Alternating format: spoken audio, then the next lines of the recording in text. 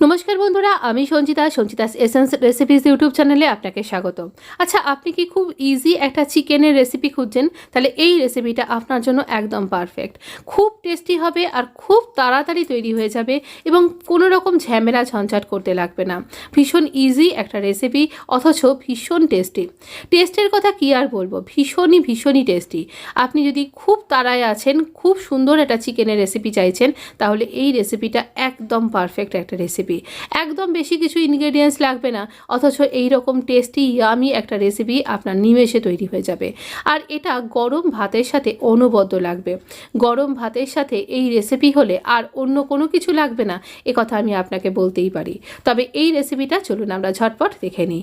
আমাদের লাগবে এই রকম কিছু ইনগ্রেডিয়েন্টস। দু রকমের সর্ষে, কম বেশি পরিমাণ আপনি দেখতেই পাচ্ছেন। পোস্ত নিয়েছি, 4 মগজ নিয়েছি, আর এখানে রয়েছে ডেসিকেটেড কোকোনাট। ডেসিকেটেড কোকোনাটটা আপনি আপনার মাংসের পরিমাণ অনুযায়ী বাড়িয়ে বা কমিয়ে নেবেন সমস্ত ইনগ্রেডিয়েন্টসের সাথেই। এছাড়া আমরা নিয়েছি কাঁচা লঙ্কা আর আদা। তো আমি আমার পরিমাণ মতন এরকমভাবে নিয়েছি। আপনি যদি ঝাল বেশি খেতে পছন্দ করেন তাহলে লঙ্কা আর আদার পরিমাণটা বাড়িয়ে দেবেন।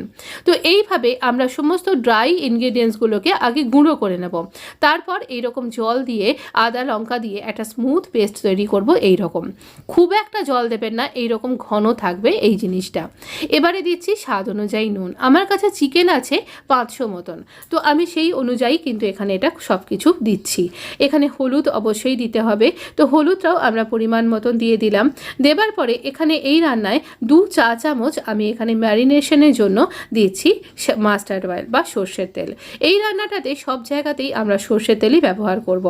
এখানে আরও 2 বার আমি সর্ষের তেল ব্যবহার করব, তাই এখানে আমি একটু কম করে সর্ষের তেলটা দিচ্ছি। তো এখানে 2 চামচ সর্ষের তেল দিয়ে এবার আমরা দিয়ে দিচ্ছি মাংসটা। খুব ভালো করে আমরা এই পেস্টের সাথে তেলের সাথে আমরা ভালো করে এটাকে মিশিয়ে নেব।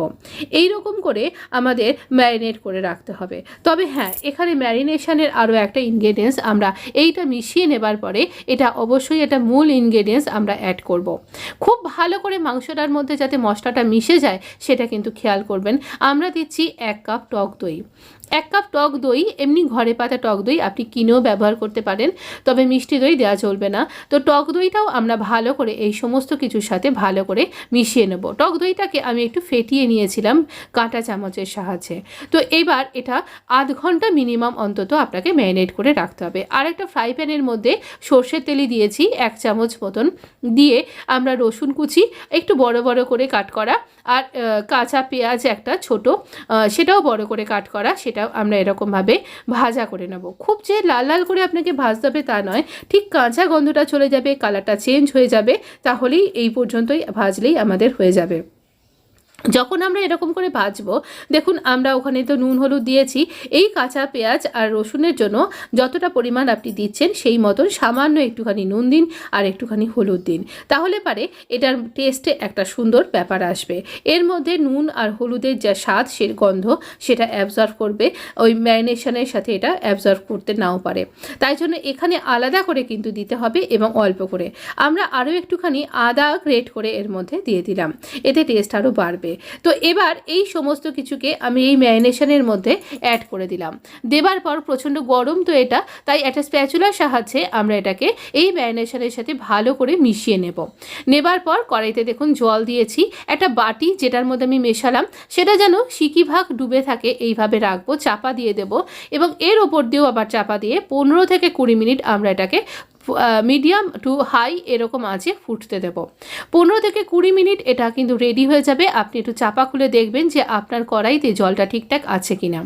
ব্যাস 20 মিনিট বাদে আমরা এখানে দেখছি আমাদের চিকেন কিন্তু রেডি। তবে হ্যাঁ, এরকম করে একটু দেখে নেবেন যে আপনার চিকেনটা সেদ্ধ হয়েছে কিনা। এটা সার্ভ করুন গরম রাইসের সাথে, একদম আগজ্বলন্ত গরম ভাতের সাথে, এটা দুর্দান্ত চলে যাবে। দেখুন আমার চিকেন কিন্তু একদম সফট হয়ে গেছে, কেটে যাচ্ছে একেবারে। তো এবার আমরা এর মধ্যে ইউজ করছি 2টো ইনগ্রেডিয়েন্টস, মাস্টার্ড অয়েল অবশ্য করি, আরও 1 চামচ মাস্টার্ড অয়েল দিতেই হবে। এছাড়া আমরা দিচ্ছি তাজা ধনেপাতা। অবশ্যই ট্রাই করুন, খুব তাড়াতাড়ি ইজি একটা চিকেনের রেসিপি আপনার সাথে শেয়ার করলাম। কেমন লাগলো জানাতে ভুলবেন না। ভালো লাগলে লাইক শেয়ার সাবস্ক্রাইব করে আমার পাশে থাকতে কিন্তু ভুলবেন না। আর খুব ভালো থাকুন। আগামী উৎসবের দিনগুলো আপনার কাছে অনেক আনন্দ আর উৎসব বহুল হয়ে উঠুক। ধন্যবাদ বন্ধু, ভালো থাকবেন, সুস্থ থাকবেন, আর অবশ্য করেই support my channel, please subscribe my